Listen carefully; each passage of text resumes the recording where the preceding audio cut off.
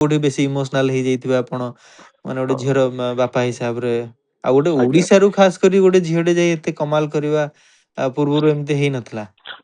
Second ରାଉଣ୍ଡରେ ଯେତେବେଳେ ସେଇ ସମୟରେ ତାର ଗଳା ଖରାପ ହେଇଯାଇଥିଲା ହୁଁ ହୁଁ ଆଉ ଯୋଉ ପ୍ଲାଟିନମ ମାଇକ ପାଇବା ସମୟରେ ସେତେବେଳେ ସେ ହଠାତ୍ ତାଙ୍କୁ ଆଉ ଗୋଟେ ସ୍କୋପ ଦିଆଯାଇଥିଲା। ତାପରେ ଆମେ ଆସିଥିଲୁ ପ୍ରଭୁ ଜଗନ୍ନାଥଙ୍କୁ ଦର୍ଶନ କରିଥିଲୁ ଏବଂ ସେଇ ଦିନ ଦର୍ଶନ କଲା ପରେ ବି ପ୍ରଭୁ ଜଗନ୍ନାଥ ତାଙ୍କ ସହିତ ଜ୍ୟୋତି ସହିତ ଯାଇଛନ୍ତି। ମୁଁ ଦୁଇ ତିନିଟା ଏପିସୋଡ ଯାଇଛି ଦେଖିଛି।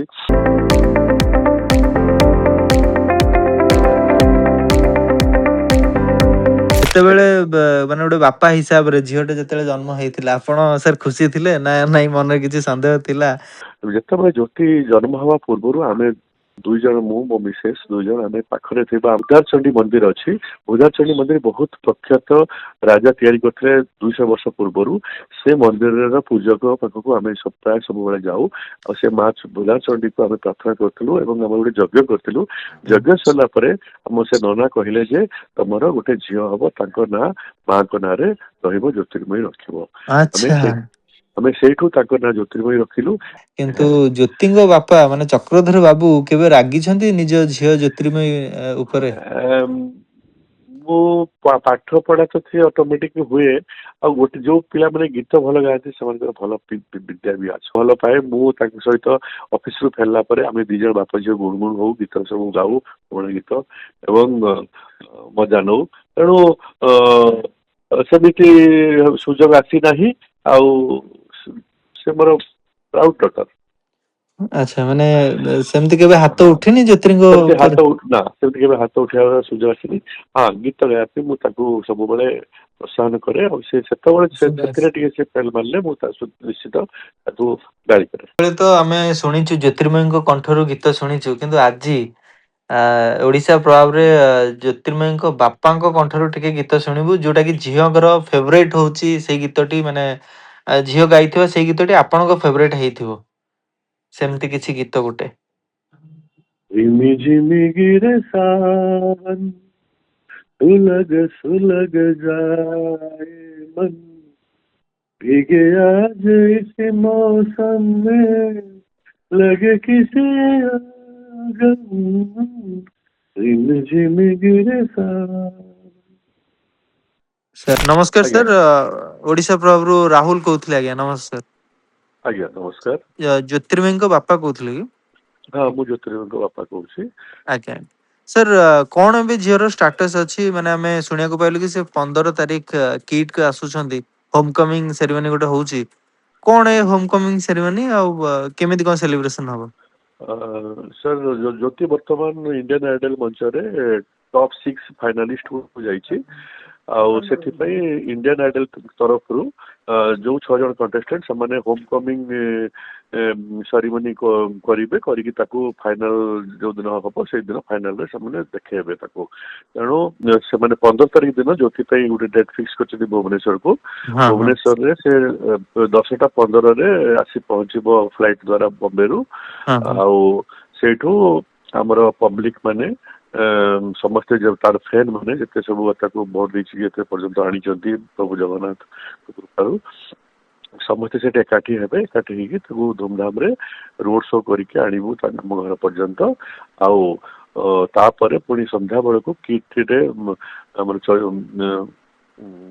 ଅଚ୍ୟୁତ ସାର୍ ଯେହେତୁ କିଟର ବି ସେ ଷ୍ଟୁଡେଣ୍ଟ ଆଲୁମିନି, ହଁ ଅଚ୍ୟୁତ ହଁ ସାର୍ ବି ତାଙ୍କୁ କହିଛନ୍ତି ଯେ ସନ୍ଧ୍ୟାବେଳେ ତାଙ୍କ ଅଡିଟୋରିୟମରେ ଗୋଟେ ଗୀତର ପ୍ରୋଗ୍ରାମ ରହିବ ଆଉ ସେଥିରେ ସମସ୍ତେ ଆମର ଯେତେ ସବୁ ଫ୍ରେଣ୍ଡସ ଜ୍ୟୋତିର ଅଛନ୍ତି ଓଡିଶାବାସୀ, ସେମାନେ ଆସି ଯୋଗଦାନ ଦେଇପାରିବେ। ହୁଁ ତାପରେ ଯୋଗଦାନ ଦେଇକି ତାକୁ ଆଶୀର୍ବାଦ କରନ୍ତୁ। ସେ ଯେମିତିକା ବିପୁଳ ମାତ୍ରାରେ ସମସ୍ତଙ୍କର ସମର୍ଥନ ପାଇକି ସେ ଇଣ୍ଡିଆନ ଆଇଡଲ ଫାଇନାଲରେ ବିଜୟୀ ହେଇକି ଫେରୁ। ଆଚ୍ଛା, ବି ରିସେଣ୍ଟଲି ମୋହନ ମାଝୀ ବି ପୋଷ୍ଟ କରିଛନ୍ତି ଜ୍ୟୋତିଙ୍କୁ ନେଇକି, ତ ଆଜ୍ଞା ମୋହନ ମାଝୀଙ୍କ ପାଇଁ କିଛି ଧନ୍ୟବାଦ ଦେବା ପାଇଁ ଚାହିଁବେ? ମାନେ ହଁ ନିଶ୍ଚୟ। ଚିଫ ମିନିଷ୍ଟର ମହୋଦୟ ଆମର ଶ୍ରୀ ମୋହନ ଚରଣ ମାଝୀ ଝିଅ ଜ୍ୟୋତିର୍ମୟୀକୁ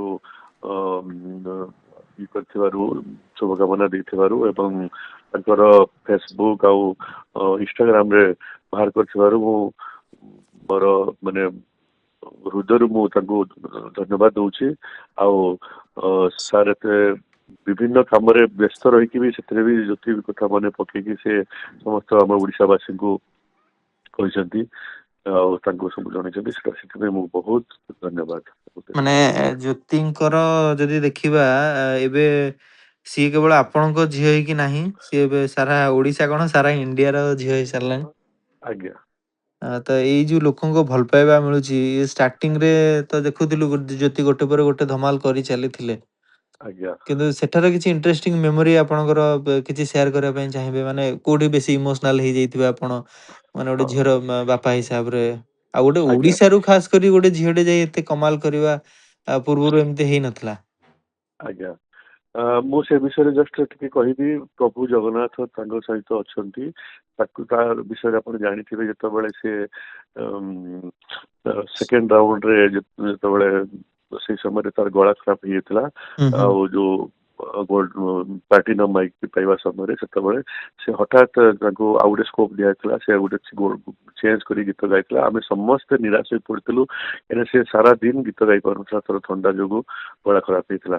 କିନ୍ତୁ ପ୍ରଭୁ ଜଗନ୍ନାଥଙ୍କର ଅଶେଷ କୃପା ତା ପ୍ରତି ଅଛି, ଏବଂ ସେଥିପାଇଁ ସିଏ ସେ ଯୋଉ ଗୀତ ଗାଇକି ତାଙ୍କୁ ସମସ୍ତଙ୍କୁ ଶୁଣେଇଲା, ଜଜେସ୍ ମାନେ ଇନଷ୍ଟାଣ୍ଟଲି ତାକୁ ସେଠି ସିଲେକ୍ସନ କରିଥିଲେ। ଆଉ ସେଟା ରାଉଣ୍ଡରେ ଇନଷ୍ଟାଣ୍ଟଲି ତାକୁ ସିଲେକ୍ଟ କରିଥିଲେ, ସିଲେକ୍ଟ କରିକି ତାକୁ ଗୋଲ୍ଡ ପ୍ଲାଟିନମ ମାଇକ ଦେଇଥିଲେ। ସେଇଟା ସବୁଠୁ ବଡ ମୁହୂର୍ତ୍ତ। ଆଉ ତାପରେ ଆମେ ଆସିଥିଲୁ, ପ୍ରଭୁ ଜଗନ୍ନାଥଙ୍କୁ ଦର୍ଶନ କରିଥିଲୁ, ଏବଂ ସେଇ ଦିନ ଦର୍ଶନ କଲା ପରେ ବି ପ୍ରଭୁ ଜଗନ୍ନାଥ ତାଙ୍କ ସହିତ ଜ୍ୟୋତି ସହିତ ଯାଇଛନ୍ତି। ମୁଁ ଦୁଇ ତିନିଟା ଏପିସୋଡ ଯାଇଛି, ଦେଖିଛି।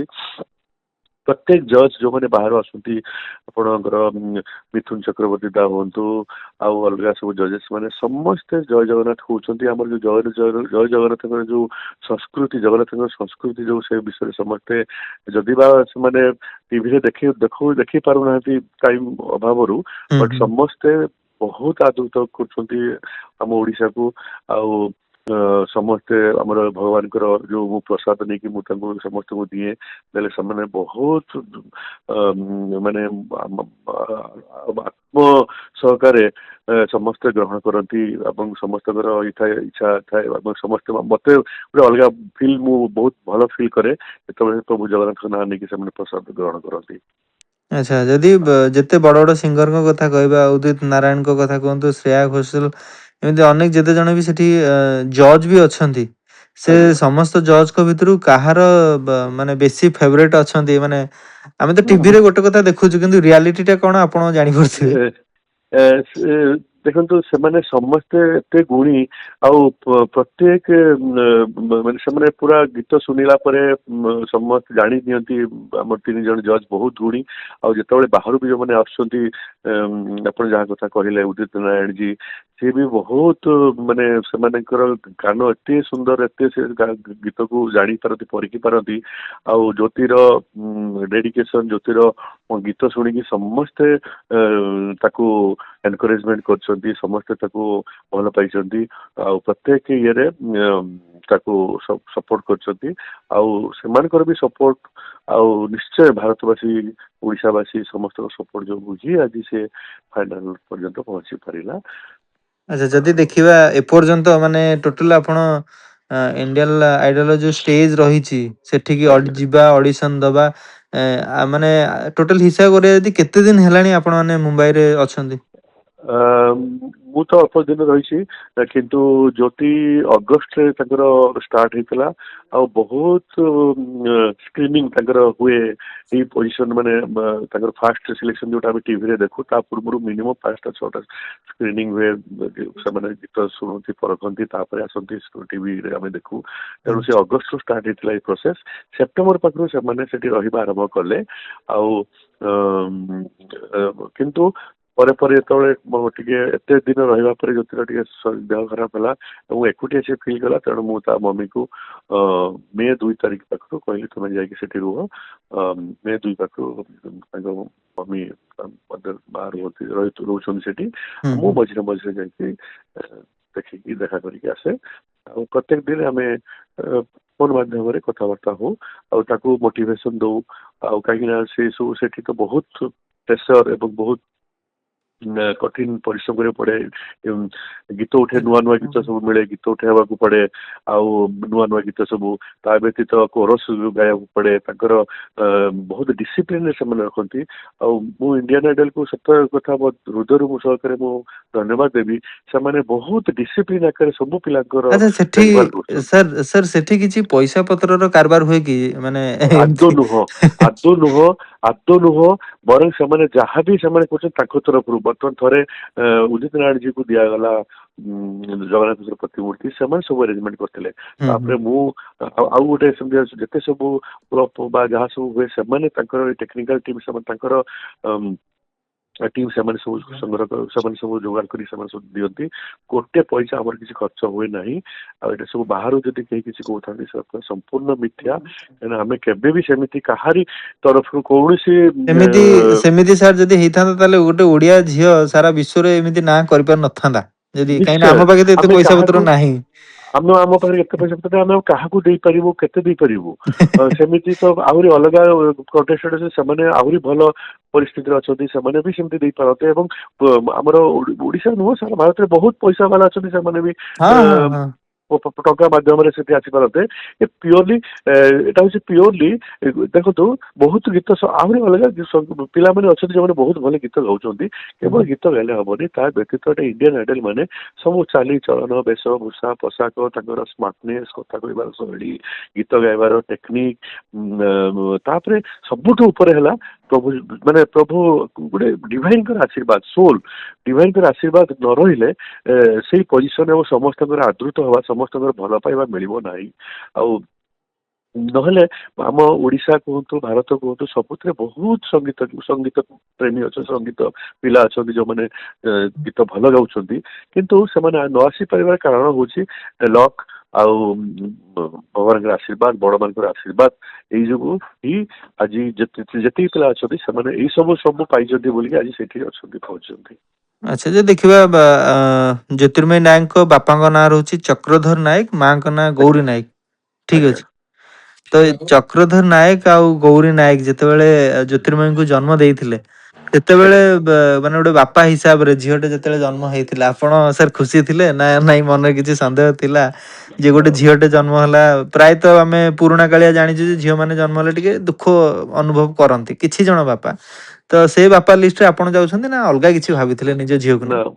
मोर जेहेतु मोर प्रथम पु अच्छी बड़ पुटे से बर्तमान जर्मान रे हाँ तापरे कौन आमे तांको ना सर ना हूँ देवव्रत नायक से जड़े इंजीनियर आउ बर्तमान से जर्मनी रे ब्रेमेन रे से गवर्नमेंट रे जॉब करछि अच्छा सर आपण कौन करंती माने ज्योतिंको बापा मु जाने चार्टर्ड अकाउंटेंट मु अच्छा एलएनटी कंस्ट्रक्शन ओडिशा हेड अछि कमर्शियल हेड अछि मु जाने आके चार्टर्ड अकाउंटेंट आके आउ जेतबे ज्योति जन्म हवा पूर्वरु आमे दुई जन मु मो मिसेस दुई जन आमे पाखरे थिबा आम गाँ नीलगिरी पाखरे बाउंसनाळ बालेश्वर जिले में पाखरे भूदारचंडी मंदिर अच्छी भूदारचंडी मंदिर बहुत प्रख्यात राजा तैयारी करते 200 वर्ष पूर्व से मंदिर पूजक पाखक आम प्राय सब जाऊ और से माँ भूदारचंडी को आम प्रार्थना करूँ और गोटे यज्ञ करूँ यज्ञ सरला आम से नना कहले जे तुम गोटे झील हम तांको ना माँ को ना ज्योतिर्मयी रखिबो अच्छा आम से ना ज्योतिर्मयी रखिलु हाँ और मु पिला बेले गुणगुण हुए गीत गाए गीत गाउली स्कूल रे गीत गाउली नाटक करूली मोर से कला मो जेजेबापा कला थे से जन भल कीर्तन बार करते आमर से कला जो से कला मु किंतु पढ़ारे लगिली आम समय संगीतर एत अधिकार नथिला लोकंकर द्वारा आदृत नथिला आ मु पढ़ारे लगिकी मु जन चार्टर्ड अकाउंटेंट हो पाली किंतु मु जो देखिली मो झील ज्योतिर्मयी सान बेलू से भल गीत गाई पारुछि भजन गाई पारुछि भल स्तोत्र कहि पारुछि संस्कृत रे पूरा क्लीयरली से कहि पारुछि हिंदी तार स्पष्ट तेणु मु ताको शिक्षा संगीत शिक्षा तार दबा आरंभ कली राउरकेला प्रथम आरंभ है भुवनेश्वर बदल होगी आसली भुवनेश्वर से भल भल गुरु मान पाखे मुझे शिक्षा देली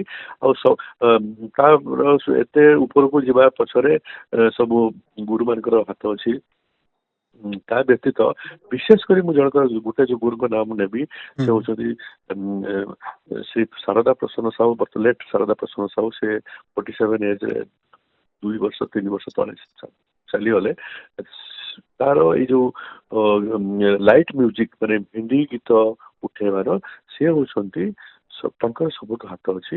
ସେ ସବୁବେଳେ କୁହନ୍ତି ମା ତୁ ନିଶ୍ଚିତ ଦିନେ ନା ଦିନେ ବହୁତ ନାମ କରିବୁ, ଭାରତ ବର୍ଷରେ ତୋର ନାମ ହବ। ସେ ସେତେବେଳେ ତାଙ୍କ ଗୁରୁ ଶାରଦା ପ୍ରସନ୍ନ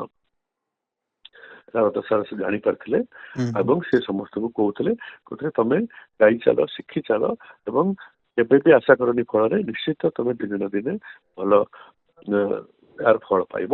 କିନ୍ତୁ ସେ ସାର୍ ଆଜି ନାହାନ୍ତି, 3 ବର୍ଷ ହେଲା ତାଙ୍କର ଏକ୍ସପାୟାର୍ଡ ହେଇଯାଇଛି ଲଙ୍ଗସ୍ ଖରାପ ହବା ଯୋଗୁ। ଆଉ ସେ ଥିଲେ ଆଜି ବହୁତ ଖୁସି ହେଇଥାନ୍ତେ, ଆଉ ଆମେ ସମସ୍ତେ ଆହୁରି ଖୁସି ହେଇଥାନ୍ତୁ। ଆଉ ଯାହା ଜ୍ୟୋତିକୁ ଦେଖୁଛନ୍ତି ସେ ସାର୍ ଆହୁରି ଭଲ କରିପାରିଥାନ୍ତେ। ଆଉ ଏଇଟା ଗୋଟେ ଆମର କମି ରହିଯାଇଛି। ଆଚ୍ଛା, ଯଦି ଯଦି ସାର୍ ଜ୍ୟୋତିର୍ମୟୀ ସିଙ୍ଗର ନ ହେଇଥାନ୍ତେ ଆପଣ ତାଙ୍କୁ କୋଉ ଲାଇନରେ ନେବା ପାଇଁ ଇଣ୍ଟରେଷ୍ଟେଡ ଥିଲେ? ସେ ପଢାରେ ବହୁତ ଭଲ ଥିଲା। କ୍ଲାସ 10 କୁହନ୍ତୁ, ଡିପିଏସ୍ ସ୍କୁଲରୁ ସେ ପାସ୍ ଆଉଟ୍, ଭଲ ରାଙ୍କ ରଖିକି 93%, 94%। ତାପରେ ସେ ବାପରେ। କିଟ୍ରୁ କମ୍ପ୍ୟୁଟର ସାଇନ୍ସରେ ପାସ୍ ଆଉଟ୍ କଲା ଏବଂ ଇମିଡିଏଟଲି କ୍ୟାମ୍ପସରେ ସିଏ 20 ଲାକ୍ସ ପ୍ୟାକେଜରେ ବାଙ୍ଗାଲୋରରେ ଆଉ ହାଇଦ୍ରାବାଦରେ ପାଇଲା। କିନ୍ତୁ ସେ ଜବ୍ ଯୋଉ ଧରନ୍ତୁ 8 ଘଣ୍ଟା 10 ଘଣ୍ଟା ଜବରେ ବସିକି କାମ କରିବା ତାର ଇଚ୍ଛା ନଥିଲା। ଯେହେତୁ ସେ ସାନ ବେଳୁ ପ୍ରତ୍ୟେକ ଦିନ ରିୟାଜ କରେ ଆଉ ହିନ୍ଦୁସ୍ତାନ କ୍ଲାସିକାଲରେ ତାର ଶିକ୍ଷା ଅଛି ଆଉ ଗୀତ ସବୁ ଗାଏ, ତେଣୁ ସେ ଏଇ ଗୀତ ମାଧ୍ୟମରେ ଗୀତ ଲାଇନ ପାଇଁ ସେ ଚୁଜ କଲା। ମୁଁ ତାକୁ କହିଲି ୟା ପରେ ନେକ୍ସଟ ସେ ଗୋଟେ କୋର୍ସ କଲା ଚେନ୍ନାଇରୁ ମ୍ୟୁଜିକ ଥେରାପି। ମ୍ୟୁଜିକ ଥେରାପି ମାନେ ହେଲା ମ୍ୟୁଜିକ ମାଧ୍ୟମରେ ବିଭିନ୍ନ ମ୍ୟୁଜିକ ମାନେ ସାଉଣ୍ଡ ମାଧ୍ୟମରେ ଯୋଉ କ୍ୟାନ୍ସର ପେସେଣ୍ଟସ, ପ୍ରେଗନେଣ୍ଟ ଲେଡିଜ, ପିଲାମାନେ ଯୋଉମାନେ ଖରାପ ହେଇଯାଉଛନ୍ତି, ମସ୍ତି ମାନେ ଡାଇଭର୍ଟ ହେଇଯାଉଛନ୍ତି, ଖରାପ ପଢାପଢି କରୁନାହାନ୍ତି, ତାଙ୍କୁ କେମିତି ଠିକ କରାଯିବ। ଯୋଉ କ୍ୟାନ୍ସର ପେସେଣ୍ଟ ସେମାନେ ତ ମରିବା ସୁନିଶ୍ଚିତ, କିନ୍ତୁ ଯେତିକି ଦିନ ସେମାନେ ବଞ୍ଚୁଛନ୍ତି କେମିତି ଖୁସିରେ ବଞ୍ଚିବେ, ତାଙ୍କର ଯୋଉ ପେନଫୁଲ ଲାଇଫଟା ଟିକେ କେମିତି ରିଲାକ୍ସ ହବ, ଏଇ ସବୁ ଟେକ୍ନିକ ଗୁଡାକ ସବୁ ସେଥିରେ ଶିଖା ହୁଏ। ଏଇଟା ସବୁ ଫରେନରେ ଅଛି ଅଲରେଡି। ଇଣ୍ଡିଆରେ ଡକ୍ଟର ମାନେ ସମସ୍ତେ ପଢିଛନ୍ତି, କିନ୍ତୁ ଆମର ସେମିତି ଆଗକୁ କେହି ଯାଉନାହାନ୍ତି, କରୁନାହାନ୍ତି। ତେଣୁ ମୁଁ ତାକୁ ଚେନ୍ନାଇରେ 1 ବର୍ଷ ପଠେଇଲି। ଚେନ୍ନାଇରୁ ସେ ମ୍ୟୁଜିକ ଥେରାପି କୋର୍ସ କଲା, ସେଠି କ୍ୟାନ୍ସର ପେସେଣ୍ଟ ମାନଙ୍କୁ ଥେରାପି ଦିଏ। ଏବଂ ଯେହେତୁ ଭାଷା ଅଲଗା, ସେଥିପାଇଁ ଆମେ ଚାହିଁଲୁ ଓଡିଶାକୁ ଆସିବା ପାଇଁ। ଓଡିଶାରେ ସବ୍ ମଲ୍ଟିମିଡିୟମରେ ଯାଇକି ସେ ଯେତେବେଳେ ସମୟ ପାଇଁ ଯାଇକି ତାକୁ କ୍ୟାନ୍ସର ପେସେଣ୍ଟ ମାନଙ୍କୁ କିଏ ଯାହା ତାଙ୍କର ରୁଚି ମୁତାବକ, କିଏ କହିବ ଅକ୍ଷୟ ମହାନ୍ତି ଗୀତ ଶୁଣିବେ, କିଏ କହିବେ ଆମକୁ ସ୍ତୋତ୍ର ଶୁଣାଅ, ପୁରୁଣା କିଛି ଗୀତ ଶୁଣାଅ, ଲତା ମଙ୍ଗେଶକର ଗୀତ ଶୁଣାଅ, କାହାର ଗୀତ ଶୁଣାଅ, ସେ ସବୁ ତାଙ୍କୁ ଗୀତ ଶୁଣାଏ, ତାଙ୍କ ସହିତ କିଛି ସମୟ ବିତାଇଲା ପରେ ଏବଂ ତାଙ୍କର ମେଡିକାଲ ଚେକଅପ୍ ହୁଏ। ମେଡିକାଲ ଚେକଅପ୍ରେ ଦେଖାଯାଇଛି ସମସ୍ତଙ୍କର ଇମ୍ପ୍ରୁଭମେଣ୍ଟ ହେଇଛି। ଆଉ ଏଇଗୁଡା ସବୁ ସେ କରେ ଏବଂ ସୋସିଆଲ ୱାର୍କ କରେ। ଆଉ ତାପରେ ସେ ପିଲାମାନଙ୍କୁ ଶିଖେଇବା ଆରମ୍ଭ କଲା। ଏସବୁ କରିବା ଦ୍ୱାରା ତାର ଓଭରଅଲ ତାପରେ ପ୍ରଭୁ ଜଗନ୍ନାଥଙ୍କ ପାଇଁ ଭଜନ ସେ ପ୍ରଡ୍ୟୁସ କଲା, ଗାଇଲା। ଏଇସବୁ କରିବା ଦ୍ୱାରା ତାର ଯୋଉ ଟ୍ରାନ୍ସଫର୍ମେସନ ହେଲା, ତା ଦ୍ୱାରା ସେ ଗୋଟେ ଡିଭାଇନଙ୍କର ଗୋଟେ ଶକ୍ତି ତା ପାଖରେ ଆସିଲା ଦ୍ୱାରା ସେ ଏଇ ଯୋଉ ଇଣ୍ଡିଆନ ଆଇଡଲରେ ସେ ସକ୍ସେସଫୁଲ ହେଲା। ଆଚ୍ଛା। ଆଉ ଆଜ୍ଞା। ହଁ, ତ ସାର୍ ଇଣ୍ଡିଆନ ଆଇଡଲ ମଞ୍ଚରେ ଜ୍ୟୋତିର୍ମୟୀ କିଛି ଓଡିଆ ଗୀତ ଗାଇଛନ୍ତି କି? ହଁ ସାର୍, ଆମର ଓଡିଆ ପାଇଁ ସେ ବହୁତ ଚେଷ୍ଟା କରିଛି ଗାଇବା ପାଇଁ, କିନ୍ତୁ ଆପଣ ଯେମିତି ଜାଣନ୍ତି ଓଡିଶାରୁ ଆଜି ସେ ଯାଇକି ଏତିକି କରିକି ଆସିଲା ଏବଂ ସମସ୍ତେ ବର୍ତ୍ତମାନ ଆଚମ୍ବିତ ଯେ ଓଡିଶାରେ ବି ଏତେ ଭଲ ପ୍ରତିଭା ଅଛି। ନିଶ୍ଚୟ ଅଛି।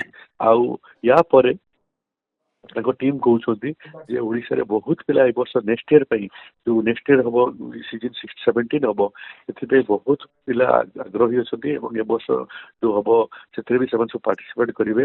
ଆମେ ଚାହୁଁଛୁ ସ୍ପେଶାଲି ଗୋଟେ ଭୁବନେଶ୍ୱରରେ ହବ୍ କରିକି, ଯେମିତି କାଲକାଟାରେ ଦିଲ୍ଲୀରେ ହଉଛି ସେଇଭଳିଆ ଭୁବନେଶ୍ୱର ବି କରାଯିବ। ଆମେ ରିକ୍ୱେଷ୍ଟ କରିଛୁ ତାଙ୍କ ମ୍ୟାନେଜମେଣ୍ଟକୁ, ସେମାନେ ଏଠି କଲେ ଆମର ସମସ୍ତେ ଓଡିଶାବାସୀ ପିଲାମାନେ ଯୋଉମାନେ ଗୀତ ଶିକ୍ଷା କରୁଛନ୍ତି ସେମାନେ ବି ସ୍ଥାନ ପାଇବେ ଆଉ ଆଗକୁ ଓଡିଶାର ନାମ ଆହୁରି ଉଜ୍ଜଳ କରିବେ। କିନ୍ତୁ ଆମେ ବହୁତ ଚେଷ୍ଟା କରିଛୁ, ଦେଖାଯାଉ ସେମାନେ ଯଦି ଆଗକୁ ଚାନ୍ସ ଦିଅନ୍ତି ତେବେ ସେ ନିଶ୍ଚିତ ଗାଇବ। ବର୍ତ୍ତମାନ ପର୍ଯ୍ୟନ୍ତ ତାକୁ ଚାନ୍ସ ସୁଯୋଗ ମିଳିନାହିଁ, ଆଉ ସେ ସେଥିପାଇଁ ଗାଇପାରୁନି। ଆଚ୍ଛା, ମାନେ ଟିଲ୍ ନାଉ ଯଦି ଦେଖିବା ଇଣ୍ଡିଆନ ଆଇଡଲ ମଞ୍ଚରେ ଜ୍ୟୋତି କେତୋଟି ଗୀତ ଟୋଟାଲ ଗାଇଛନ୍ତି? ସେ ତ ନିଶ୍ଚିତ, କାହିଁକି ନା ତାଙ୍କର 80 ଏପିସୋଡ ଏବେ ହଉଛି, ନିଶ୍ଚିତ ସିଏ ପାଖାପାଖି 50ଟା ଗୀତ ଗାଇଥିବ, 40ରୁ 50 ଗୀତ ଗାଇଥିବ। ତାମାନେ ଏଇ ଜର୍ଣ୍ଣି ଯଦି ଅଗଷ୍ଟ ମାସରୁ ଦେଖିବା, ଇଏ ତ ଏବେ ତ ଜୁଲାଇ ଚାଲିଲାଣି, ମାନେ ଗୋଟେ ବର୍ଷର ଜର୍ଣ୍ଣି। ଗୋଟେ ଆଜ୍ଞା ମଣିଷର 365 ଦିନ ତାଙ୍କର ଗଲାଣି ତା ମାନେ, ନା କି? ଆଜ୍ଞା ଆଜ୍ଞା ସେଥିରେ ବହୁତ ସାରା ଇମ୍ପ୍ରୁଭମେଣ୍ଟ ହେଇଛି। ହୁଁ ଆଉ ହୁଁ ସେ ସବୁ ଭଲ ଭଲ ସିଙ୍ଗର ଯୋଉମାନେ ସବୁ ଥିଲେ ତାଙ୍କର ଯୋଉ ଟେକ୍ନିକ ଗୁଡାକ ସେ ଜାଣିବାକୁ ପାଇଲା, ଏବଂ ତାଙ୍କର ମେଣ୍ଟର ଆନନ୍ଦ ସାର୍ ଅଛନ୍ତି, ଆଉ ଜଣେ ସାର୍ ଅଛନ୍ତି, ସମସ୍ତଙ୍କର ଗାଇଡେନ୍ସ ପାଇଲା। ଏବଂ ବହୁତ ଭଲ ଭଲ ମ୍ୟୁଜିସିଆନ ସେଠି ଅଛନ୍ତି, ଆପଣମାନେ ଦେଖିଥିବେ, ସେମାନେ ଏକ୍ସେଲେଣ୍ଟ ପ୍ଲେ କରୁଛନ୍ତି, ଆଉ ସେମାନଙ୍କର ବି ଗାଇଡେନ୍ସ ମିଳିଲା। ତେଣୁ ଆଜି ଯୋଉ ତାର ଇମ୍ପ୍ରୁଭମେଣ୍ଟ ଦେଖୁଛନ୍ତି ଏଇ ସବୁ ଯୋଗୁ। ଆଉ ମୁଁ ତ କହିବି ସମସ୍ତେ ଥରେ ଥରେ ଏଇ ସବୁ ଜିନିଷ, ମାନେ ଏଇ ସବୁ ଗୀତରେ ସେମାନେ ବମ୍ବେ ଯାଇକି ବମ୍ବେରେ କିଛି ଯଦି ଶିକ୍ଷା ଲାଭ କରନ୍ତେ, ଯାହା ବି ଯେତିକି ଶିକ୍ଷା ଅଛି ଆହୁରି ଭଲ ଶିକ୍ଷା ପାଆନ୍ତେ। ଆଚ୍ଛା, ଜ୍ୟୋତି ଓଡିଶାରେ ଆସିକି ଓଡିଆ ଫିଲ୍ମ ଗୀତ ଗାଇବେ ନା ବଲିଉଡ କୁ ଏଣ୍ଟ୍ରି କରିବାର ପ୍ଲାନିଂ କଲେଣି? ନା ନା ନା ନା ନିଶ୍ଚିତ, ଆମେ ଓଡିଶା, ଓଡିଆ ଭକ୍ତ, ଓଡିଆ ପ୍ରେମୀ। ସେ ଓଡିଶାର ବି ଗାଇବ ଏବଂ ବାହାରୁ ଆସିଲେ ବି ବାହାରୁ ଗାଇବ। ଅବଭିୟସଲି ଯେହେତୁ ସେ ବର୍ତ୍ତମାନ ଇଣ୍ଡିଆନ୍ ଆଇଡଲରେ ଚମକିଛି, ତେଣୁ ବାହାର ବି ଅଫର ଆସିବ, ବାହାରେ ଗାଇବ। ବଟ୍ ଆମେ ଓଡିଶାକୁ କେବେ ବି ଇଏ କରିବୁ ନାହିଁ। ଓଡିଆ ଗୀତ, ଓଡିଆର ଯୋଉ ଫିଲ୍ମ ସବୁ ସେ ଗାଇବ।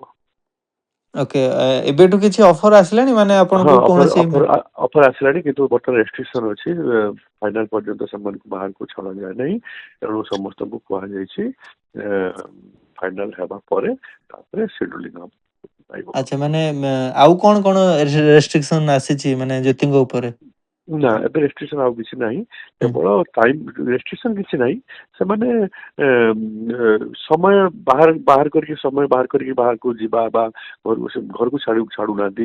ଏତେ ଦିନ ଭିତରେ ଥରେ ମାତ୍ର ସେ ଆସିଥିଲା, ମେ ମାସରେ, ଏପ୍ରିଲ ମାସରେ ଥରେ ମାତ୍ର ଆସିଥିଲା ଘରକୁ। ହୁଁ ହୁଁ। ଆଉ ଆସିନାହିଁ, ଛାଡନ୍ତି ନାହିଁ। ଆଉ ଏଇଟା ସମସ୍ତଙ୍କ ପାଇଁ, ସବୁ ପିଲାଙ୍କ ପାଇଁ, ଆଚ୍ଛା ଆଚ୍ଛା, ଯେତେ ହଁ। କଣ୍ଟେଷ୍ଟେଣ୍ଟ ଅଛନ୍ତି ସମସ୍ତଙ୍କ ପାଇଁ ଏ ରୁଲ୍ସ ଅଛି। ଆଚ୍ଛା ସାର୍, ମାନେ ବାପା ହିସାବରେ ଝିଅ ମାନଙ୍କୁ ତ ରାଗନ୍ତିନି ପ୍ରାୟ ବାପା ମାନେ, ଆମେ ଜାଣିଛୁ। ପୁଅ ମାନଙ୍କୁ ଅବଶ୍ୟ ରାଗନ୍ତି, କିନ୍ତୁ ଜ୍ୟୋତିଙ୍କ ବାପା ମାନେ ଚକ୍ରଧର ବାବୁ କେବେ ରାଗିଛନ୍ତି ନିଜ ଝିଅ ଜ୍ୟୋତିର୍ମୟୀ ଉପରେ? ମୁଁ ପାଠ ପଢା ତ ସେ ଅଟୋମେଟିକ ହୁଏ। ଆଉ ଯୋଉ ପିଲାମାନେ ଗୀତ ଭଲ ଗାଆନ୍ତି ସେମାନଙ୍କର ଭଲ ବିଦ୍ୟା ବି ହୁଏ। ମ୍ୟାଥମେଟିକ୍ସ କୁହନ୍ତୁ, ଇଂଲିଶ କୁହନ୍ତୁ, ଭଲ ହୁଏ, ବ୍ରେନ ଏକ୍ସରସାଇଜ ହୁଏ। ତେଣୁ ମୁଁ ତାକୁ ଯେତେବେଳେ ସେ ଟିକେ ରିଆଜରେ ଢିଲା ମାରେ, ମୁଁ କୁହେ ତୁ ରିଆଜ ନ କଲେ ମୁଁ ତାକୁ ଏକ୍ସେପ୍ଟ କରିପାରିବିନି, ରାଗିଯିବି। ଆଉ ଡେଲି ରିଆଜ ଦରକାର, ଏବଂ ଡେଲି ଗୀତ। ଆଉ ମୁଁ ବି ଯେତେବେଳେ ଗୀତ ଭଲ ପାଏ, ମୁଁ ତାଙ୍କ ସହିତ ଅଫିସରୁ ଫେରିଲା ପରେ ଆମେ ଦି ଜଣ ବାପା ଝିଅ ଗୁଣଗୁଣ ହଉ, ଗୀତ ସବୁ ଗାଉ, ପୁରୁଣା ଗୀତ, ଏବଂ ମଜା ନଉ। ତେଣୁ ସେମିତି ସୁଯୋଗ ଆସିନାହିଁ। ଆଉ ସେ ମୋର ପ୍ରାଉଡ ଡଟର। ଆଚ୍ଛା, ମାନେ ସେମିତି କେବେ ହାତ ହଁ, ଉଠିନି ଜ୍ୟୋତିଙ୍କ ସେମିତି ଉପରେ? ନା, ସେମିତି କେବେ ହାତ ଉଠେଇବାର ସୁଯୋଗ ଆସିନି। ହଁ, ଗୀତ ଗାଇବା ପାଇଁ ମୁଁ ତାକୁ ସବୁବେଳେ ପ୍ରୋତ୍ସାହନ କରେ। ଆଉ ସେ ସେତେବେଳେ ସେଥିରେ ଟିକେ ସେ ଫେଲ ମାରିଲେ ମୁଁ ତା ନିଶ୍ଚିତ ତାକୁ ଗାଳି କରେ। ଆଚ୍ଛା, ପୁଅ ଉପରେ ହାତ ଉଠିଥିବ ନିହାତି ବାପାଙ୍କର। ପୁଅ ପାଇଁ ଆମର ଏକ୍ସପେକ୍ଟେସନ ଟିକେ ଅଧିକା ଥାଏ। ସେ କେମିତିକା ଜବ କରିବ, କେମିତିକା ଭଲ କରିବ। ପୁଅ ବି ବହୁତ ଭଲ ପଢାରେ, ଏବଂ ସେ ସାଙ୍ଗେ ସାଙ୍ଗେ ଚାନ୍ସ ପାଇକି ଜର୍ମାନରେ ନାଇଁ ନାଇଁ, ମତେ ସାର୍ ଗୋଟେ କଥା କ୍ଲିୟର କରନ୍ତୁ, ଆପଣ ପୁଅ ଉପରେ ହାତ ଉଠେଇଛନ୍ତି ନା ନାହିଁ? ସାନବେଳେ ନିଶ୍ଚିତ। ଏଇନା ନ ଉଠିଲେ ସେମାନେ ମଣିଷ ହେବେନି। ଆମେ ହଁ। ବି ଆମ ବାପା ମାଙ୍କ ପାଖରୁ ଖାଇଛୁ, ମାଡ ଖାଇଛୁ। ନାଇଁ, ମୋ ମୁଁ ବି ବାପା ତ ଯେମିତି ମୁଁ ବି ତ ଗର୍ବରେ କହୁଛି, ମୁଁ ମୋ ବାପା ମାଙ୍କଠୁ ମାଡ ଖାଇଛି। ମାଡ ଖାଇଛି, ଆଉ ସେଇଟା ମାଡ ମାନେ ତାଙ୍କ ପାଇଁ ଭଲ। ଆମେ ନିଶ୍ଚିତ ମାଡ ଦେଇ ସାରିଲା ପରେ ତାପରେ ଆମେ ତାକୁ ବହୁତ ବୁଝଉ, ହଁ। ଆଉ ଭଲ ଜିନିଷ ଖାଇବା ପାଇଁ ଦଉ। ତ ଆଜ୍ଞା ଆପଣଙ୍କ ପୁଅ ଯେତେବେଳେ ଅଛନ୍ତି ବାହାରେ, ସିଏ କେତେ ଖୁସି ଅଛନ୍ତି ଭଉଣୀର ଏତେ ସକ୍ସେସ? ବହୁତ ଖୁସି। ସେ ମଝିରେ ମଝିରେ ସବୁ ତା ଭଉଣୀ ସହିତ କଥାବାର୍ତ୍ତା କରେ, କଥାବାର୍ତ୍ତା କରିକି ସେ ବି ବହୁତ ଖୁସି। ସେ ବି ଗୀତକୁ ବୁଝେ, ଗୀତ ନ ଗାଇଲେ ବି ହୁଁ ଗୀତକୁ ବୁଝେ। ଆଉ ବିଶେଷ କରି ସେ ତ ଯେତେବେଳେ ଆମର Indian voice of Odisha finalist ସେ ଥିଲା ଜ୍ୟୋତିର୍ମୟୀ ହୁଁ। ତରଙ୍ଗ ଟିଭିରେ, ସେତେବେଳେ ଆମେ ଗୁରୁ ପାଇନଥିଲୁ। ତ ସିଏ ବି ତାକୁ ଟ୍ରେଣ୍ଡ କରେ, ମାନେ ତାର ଯେତିକି ନଲେଜ ଅଛି ସିଏ ତା ଭାଇ ତାକୁ ଟ୍ରେଣ୍ଡ କରୁଥିଲା ସେତେବେଳେ ସାନବେଳେ। ଆଚ୍ଛା, ଏ ଜ୍ୟୋତିର୍ମୟୀଙ୍କର ଆମେ ଦେଖୁଛୁ ହ୍ୟୁମାନ ସାଗର ଅନେକ ସିଙ୍ଗରଙ୍କ ସହିତ ଗୀତ ଗାଇଛନ୍ତି ଓଡିଶାରେ ସିଏ। ମାନେ ଆଜ୍ଞା ଅଲରେଡି ଓଡିଶାରେ ଜଣାଶୁଣା ନାଟିଏ ଜ୍ୟୋତିର୍ମୟୀ। ଆଜ୍ଞା। ଏବେ ବଲିଉଡ ସିଙ୍ଗରଙ୍କ ସହିତ ନେକ୍ସଟ କିଛି ଏମିତି ଅଫର ଅଛି କି ମାନେ ଇଣ୍ଡିଆନ ଆଇଡଲ ପରେ ପରେ ସେ ତାଙ୍କ ସହିତ ଗୀତ ଗାଇବା ପାଇଁ ଯାଉଛନ୍ତି? ସାର୍ ଆମକୁ ବହୁତ ହାଉସରୁ ଆପ୍ରୋଚ୍ ଆସିଲାଣି ହୁଁ ହୁଁ। ଏବଂ ଇଭିନ୍ ଏବେ ଇମିଡିଏଟଲି ଆହେ ନୀଳ ଶୈଳ ଗୋଟେ ଗୀତ ଓଡିଆ ଗୀତ ସେମାନେ it will be produce by at Bombay ହୁଁ। ବମ୍ବେର ଗୋଟେ କ୍ୟାସେଟ୍ କମ୍ପାନୀ ସେମାନେ ଭଜନ କରିବେ ଓଡିଆ ଗୀତକୁ ନେଇକି ତା ପାଇଁ ସେମାନେ ଅଲରେଡି ମୋ ସହିତ କଥାବାର୍ତ୍ତା ରଖିଛନ୍ତି ଏବଂ ତା ବ୍ୟତୀତ ବହୁତ ପ୍ରଡକ୍ସନ ହାଉସେସ୍ ଯୋଉ ଅଛନ୍ତି ସେ ପ୍ରଡକ୍ସନ ହାଉସେସ୍ ରୁ ମୋ ପାଖକୁ କଲ୍ ଆସିଲାଣି ଜଷ୍ଟ ଆମେ ସମସ୍ତଙ୍କୁ କହିକି ରଖିଛୁ ଜୁଲାଇ 21 ପରେ ଆମେ ଏଇ ବିଷୟରେ ଆଲୋଚନା କରିବୁ ଏବଂ ଆଗକୁ କାମ ନେବୁ। ଓକେ, ସବୁବେଳେ ତ ଆମେ ଶୁଣିଛୁ ଜ୍ୟୋତିର୍ମୟଙ୍କ କଣ୍ଠରୁ ଗୀତ ଶୁଣିଛୁ, କିନ୍ତୁ ଆଜି ଓଡିଶା ପ୍ରଭାବରେ ଜ୍ୟୋତିର୍ମୟଙ୍କ ବାପାଙ୍କ କଣ୍ଠରୁ ଟିକେ ଗୀତ ଶୁଣିବୁ, ଯୋଉଟା କି ଝିଅଙ୍କର ଫେଭରେଟ ହଉଛି ସେଇ ଗୀତଟି, ମାନେ ଝିଅ ଗାଇଥିବା ସେଇ ଗୀତଟି ଆପଣଙ୍କ ଫେଭରେଟ ହେଇଥିବ, ସେମିତି କିଛି ଗୀତ ଗୋଟେ କୋଉ ଗୀତଟି ତାଙ୍କର ଆପଣଙ୍କୁ ବହୁତ ଭଲ ଲାଗେ, ଯୋଉଟା କି ଆପଣ ଗାଇବା ପାଇଁ ଚାହିଁବେ? ହଁ ଆମେ ତ ମିଶିକି ଗାଉ ଆଉ ମୁଁ ଏଇ ଗୀତଟି ଯେହେତୁ ଏବେ ବର୍ଷା ସିଜିନ ଅଛି କିଶୋର ବାଙ୍କର କିଶୋର କୁମାରଙ୍କର ଗୀତ ରିମ୍ ଝିମ୍ ଗିରେ ସାवन। ଆଚ୍ଛା ସାର୍, ଟିକେ ଗାଇବେ ସାର୍ ସେଇ ଗୀତଟା। रिमी झिमी गिरे सावन सुलग सुलग जाए मन भीगे आज इस मौसम में लगे किसी आंगन रिम झिम गिरे सावन। ସାର୍ ଆପଣଙ୍କ सुलग हाँ ଗାଇ ଚାଲନ୍ତୁ ସାର୍, ଭଲ ଲାଗୁଛି सुलग ଶୁଣି। सुलग जाए मन भीगे आज इस मौसम में लगे किसी रिम झिम गिरे सावन। Okay sir, thank you sir, ବହୁତ ବଢିଆ ଲାଗିଲା। ମାନେ ଏମିତି ଗୋଟେ ସିଜନ ଆସୁ ଯୋଉଥିରେ କି ବାପ ଝିଅଙ୍କୁ ଏକାଠି ଗୀତ ଗାଇବାକୁ ମିଳନ୍ତା ଚାନ୍ସ, ଯଦି ମତେ ଲାଗୁଛି ସେଥିରେ ବି ଆପଣ ଦୁଇ ଜଣ କମାଲ କରିକି ଦେଖେଇବେ।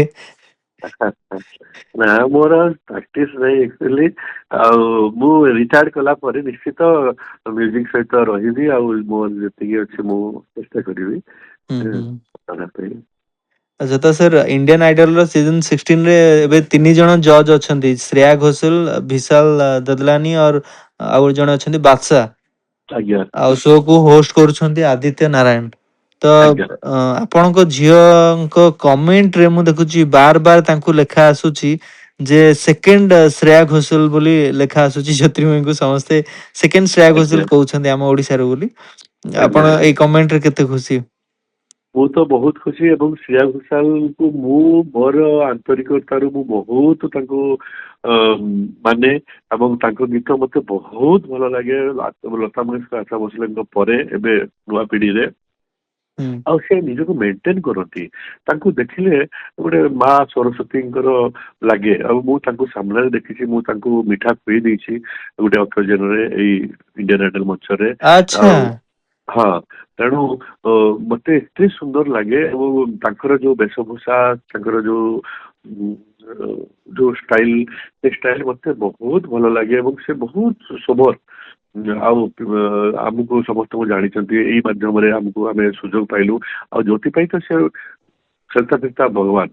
ହଁ ତେଣୁ ଆମେ ଦେଖିଛୁ ତାଙ୍କୁ, ମାନେ ଦେଖିଲୁ ଆମେ ତ ଆଉ ଲତା ମଙ୍ଗେଶକରଜୀଙ୍କୁ ବା ଆଶା ଭୋସଲେଙ୍କୁ ତ ସାମ୍ନାରେ ଦେଖିନାହୁଁ। ହୁଁ ତେଣୁ ଜ୍ୟୋତି ପାଇଁ ହଉଛନ୍ତି ଭଗବାନ, ଜ୍ୟୋତିଲତା ପିତା ଭଗବାନ। ତେଣୁ ତାଙ୍କୁ ତାଙ୍କୁ ତାଙ୍କ ପର୍ଯ୍ୟନ୍ତ ତ ଜ୍ୟୋତି ପହଞ୍ଚି ପାରିବ ନାହିଁ, କିନ୍ତୁ ମୁଁ ଯେତେବେଳେ ଲୋକମାନେ କହୁଛନ୍ତି କିଛି ନା କିଛି ହୁଏତ ଜ୍ୟୋତି ପାଖରେ ଅଛି, ସେଥିପାଇଁ ସେମାନେ ସବୁ ଲୋକମାନେ କହୁଛନ୍ତି, ନିଶ୍ଚିତ କିଛି ଦେଖୁଛନ୍ତି ଜ୍ୟୋତି ଭିତରେ। ଏବଂ ମୁଁ ସତ କଥା କହୁଛି, ସବୁବେଳେ କହୁଛି ଜ୍ୟୋତିକୁ, ମା ତୁ ସେଇ ସ୍ଥାନ ନେବା ପାଇଁ, ସେଇ ସ୍ଥାନ ତ କେବେ ନେଇ ହବ ନାହିଁ, କିନ୍ତୁ ପହଞ୍ଚିବା ପାଇଁ ତୁ ଚେଷ୍ଟା କରିବୁ। ହଁ ଯଦି ଦେଖିବା ଆଜ୍ଞା ତାଙ୍କୁ ମାନେ 42 ବର୍ଷ ହେଲାଣି, ଆଜ୍ଞା 42 ଏଜ ରେ ବି ସେ ଯୋଉ ଭଳି ଗାଉଛନ୍ତି, ତାଙ୍କୁ ଆଜ୍ଞା କୌଣସି ୟଙ୍ଗ ମାସ୍ କମ୍ପିଟ୍ କରିବା ବି ବହୁତ କଷ୍ଟ, ଯୋଉ ଲେବୁଲ ରେ ସେ ବର୍ତ୍ତମାନ ପାଇଁ। ଏବଂ ମୁଁ ସବୁବେଳେ ଜ୍ୟୋତିକୁ ଟ୍ରେନିଂ ଦଉଛି ବା ଶିକ୍ଷା ଦଉଛି ବା ମୁଁ କହୁଛି ହୁଁ ଯେ ତାଙ୍କର ଯେମିତି ସେ ମେଣ୍ଟେନ କରୁଛନ୍ତି, ସେମିତି ଯଦି ଜଣେ ଆମେ ଫଲୋ କରି ମେଣ୍ଟେନ କରିବୁ ବି, ଲୋକ ହଁ। ବହୁତ ଆଦୃତ କରିବେ। ଆଚ୍ଛା ସାର୍ କିଛି ଓଡିଆ ଗୀତ ଯୋଉଟା କି ଜ୍ୟୋତିକୁ ଆପଣଙ୍କୁ ଭଲ ଲାଗୁଥିବ କିଛି? ଉଁ, ଆମେ ଗାଉ ଚାନ୍ଦ ନା ତୁମେ ତାରା ମୋତି ନା ତୁମେ ହୀରା ମୁଁ ଯେ ଆଜି ଭଲ ପାଇଛି তোমার পর তুলনা এই গীতটা ମୋର লিরিক্সটা ପୁରା ମନେ ନାହିଁ। ହଁ ଚାନ୍ଦ ନା ତୁମେ ତାରା ମୋତି ନା ତୁମେ ହୀରା ଏଇସବୁ ଗୀତ ଆମେ ସାନବେଳେ ବହୁତ ଗାଉଥିଲୁ। ଆଉ ତ ପ୍ରାକ୍ଟିସ ନାହିଁ, ଲିରିକ୍ସ ମାନେ ନାହିଁ।